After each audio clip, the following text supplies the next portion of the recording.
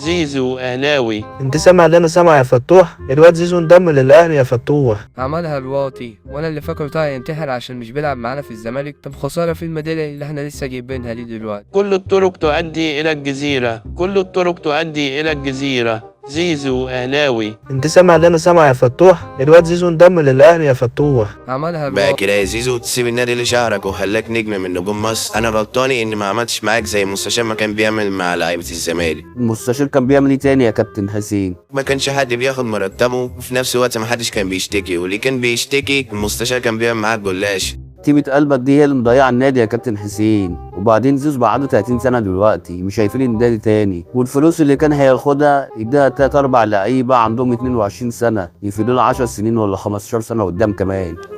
لو اعرف مين اللي لعب في دماغك وخلاك تروح الاهلي ما كان ماشي كويس معانا. وايه اللي حصل له بالظبط؟ اكيد الواد امام هو اللي كلمه وكلم بن شرقي. التليفونات هي اللي مبوظه الدنيا يا كابتن حسين، ده يكلم ده وده يكلم ده، بيتفقوا من ورانا بالليل يا كابتن حسين. بقى تبص هتلاقي خلوا الواد فتوح والونش ودونجا، ومش هتلاقيه بعد كده ولا لاعب في النادي.